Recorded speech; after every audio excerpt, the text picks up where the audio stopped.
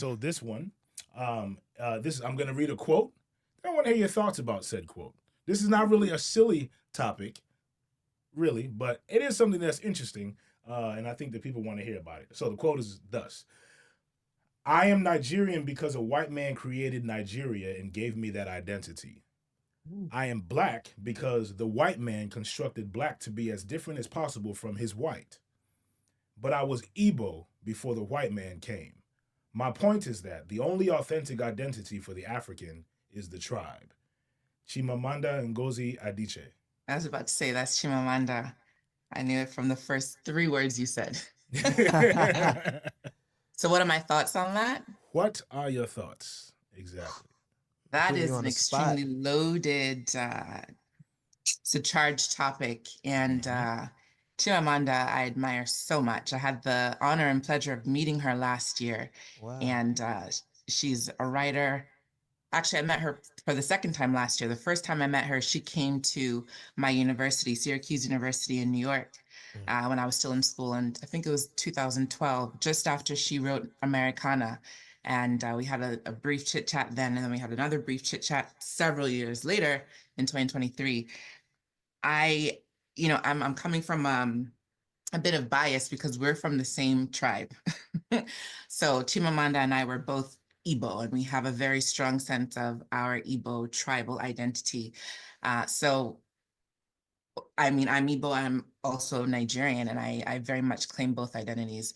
I also claim my American identity, and I'm extremely proud of it. So, there's a lot of history behind what she said, and I think it can go in a particular direction. I don't know if we have a lot of time to go down that history, but I will say that the Igbo tribe is a very, very strong. It's a strong tribe in the sense that we carry the identity with us. We carry a lot of history with us, and yes, we do recognize in Nigeria that it was amalgamated. The country of Nigeria was amalgamated and is a country of over how many hundreds of tribes, hundreds of languages. So it has been quite a complex issue identifying as Nigerian because it is a very recent identification. For since time immemorial, we have existed as tribes, but it is very recent for us to have existed as Nigerian. So I will stop there on that subject. See, so what you think? What's your thoughts? Nah, I mean, I understand it because Sierra Leone's the same way. Uh, Even like in Nigeria, Igbo and Yoruba are like the dominant tribes. From the perspective of me being in Sierra Leone, I come both my mom and dad's tribes are not the dominant tribe. The dominant tribes in Sierra Leone are Mende and Timni. So I can understand how, there's you kind of identify with your particular tribe, but at the same time, we're all kind of working together as a country. And at the same, it's like we didn't create the boundaries of the country. We didn't create the country, so we didn't create Sierra Leone. So to expect all of us to be able to work together on one accord when we have all these different groups, all these different interests, that can be something that's very challenging. But it's for me, it's more so about practicality. Unless we have a solution that allows us to go back to the tribal identity and put that in the forefront, I think it makes more sense to understand that we have different interests and align on what's important. I think that's black people in general. We don't need to be unified, but we need to be codified. So we can all have our individual identities. We don't need to come together on that. But when we understand that we all have a common enemy and that we work together as it relates to how we approach that common enemy and how we need to be moving to make sure that we're protected against that common enemy, I think that that's where we really need to focus. So if everything doesn't align, cool. But in certain areas, we need to be on the same code. I agree. I think for Liberia, I actually had this conversation with somebody a few days ago. They're American, and they were asking just about Liberia and things like that in Liberian history. And I told them, I told them that Liberia has many tribes, and they were like, "Well, what was Liberia called before settling and things like that?" And I was like, "You know what? I don't know. I think it was just the tribes had their boundaries, and that was it. The tribes knew where they were, and that was it." And I think the same way. Like I'm Liberian because that's what the boundary set on the map.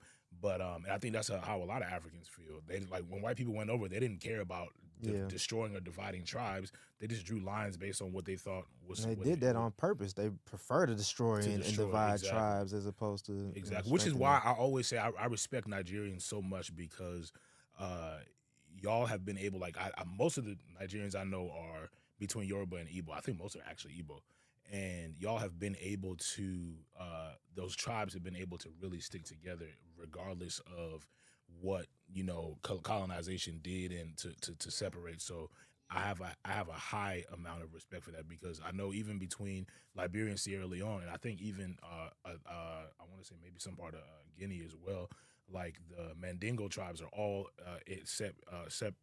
in between all of those. Crew is between Liberia and Sierra Leone.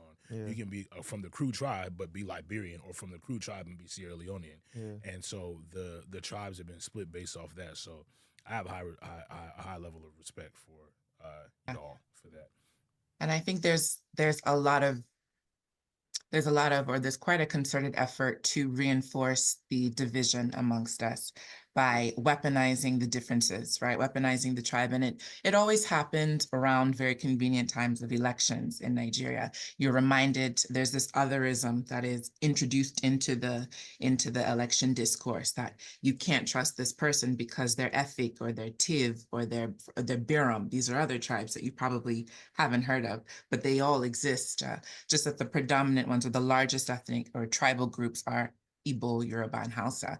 So we will be existing peacefully, coexisting, intermarrying, thriving amongst each other. But when it's expedient politically, when it's convenient, especially during election seasons or times where there's some sort of national dialogue, we often find that divide and conquer is reintroduced.